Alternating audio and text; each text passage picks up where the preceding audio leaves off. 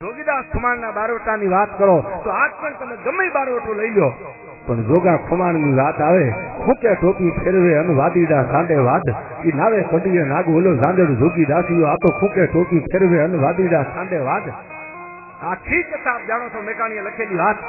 પણ છેલ્લે જયારે સમાધાન કરવાની વાત આવી અને જોગીદાસ ખુમાણની સામે જયારે કોહુંબાની અંદરથી ભાવનગર મહારાજાએ ભરી કે જોગાભાઈ આજ મારું ને તમારું સમાધાન છે. આ ભાવનગર મહારાજા આત્મા માળાનો દેરખો હતો. હે હુરજ, હે હુરજ, હે હુરજ, હે હુરજ નું સ્મરણ હાલે જોગીદાસ ખુમાણની માળાના ભેર છે. આપ પણ જાણો છો આખી કથા, પણ હું જે વાત કરું છું સાંભળજો. આ બધી નાચવા વાળી, આ મુજરા કરવા વાળી આપના માટે છે કે હું કાઠીનો દીકરો છું. નાચવા વાળી કોકની બેન હશે, કોકની દીકરી હશે, મારાથી ન જોવાય. કારણ કે જોગીદાસના બારોટાની શરૂઆત એક અમીરાત અને ખાનદાનીથી હતી અને હું મારા ઘરા માટે બારોટે નીકળ્યો છું. અને જ્યાં સુધી મારું કાંડાના બળે કુંડલા પાછું ન લઉં ત્યાં સુધી મને કુંડલાના ખાદરમાંથી જે નાવલી નદી નીકળે છે, નાવલીનું નીર હરામ છે.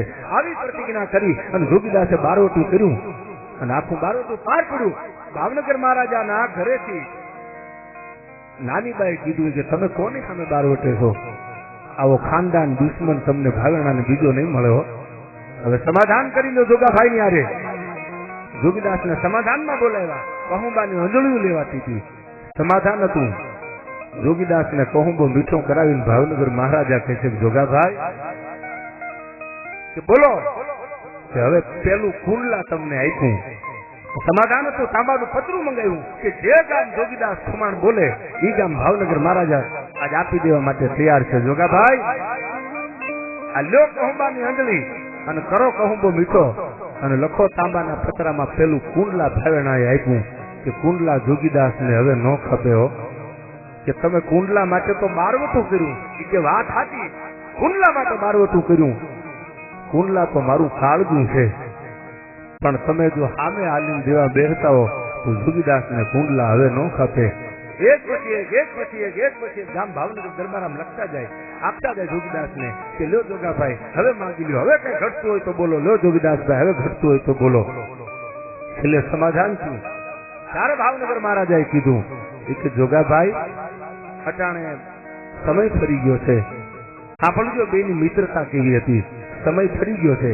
કદાચ તમારા મારા દીકરા આપણને માવતરને મોટી ઉંમર થઈ જાય ને ભેળા રાખે કે ન રાખે એવું બને નહીં, પણ કદાચ બને તો હું ભાવનગર મહારાજા વજયસિંહ આપણા બેની ભાઈબંધાઈમાં ગામ તો દેવાઈ ગયા, લખાઈ ગયું, સમાધાન થઈ ગયું, કહુંબો મીઠો થઈ ગયો, પણ હું ભાવનગર મહારાજા મારી અને તમારી મિત્રતા માટે જીરા નામનું ગામ છે જેની વાર્ષિક આવક એ વખતે રોકડા 30,000 રૂપિયાની હતી.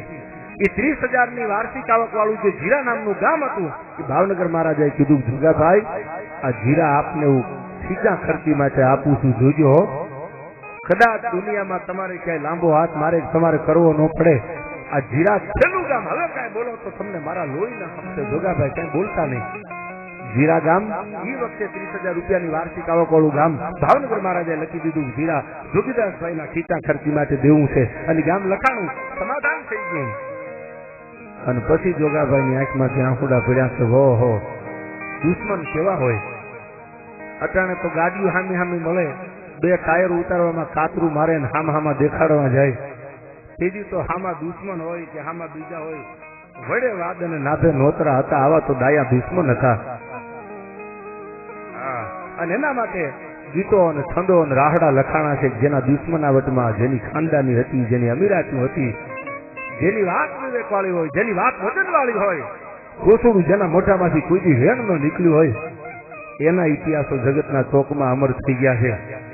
અને એટલા માટે મને છેલ્લે ભગવતી આમ તો ગાત્રાજની અનુભવ બહુ સારી વાત કરે છે, એના મોઢેથી મેં પણ સાંભળેલી.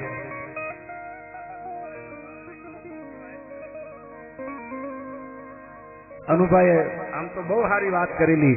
આંબરડીના જૂના થડાની હવા વેચના જ્યાં ફળા ધૂણે એવી ગાંડી બેઠી છે. અને પણ એથી આગળ જો કહું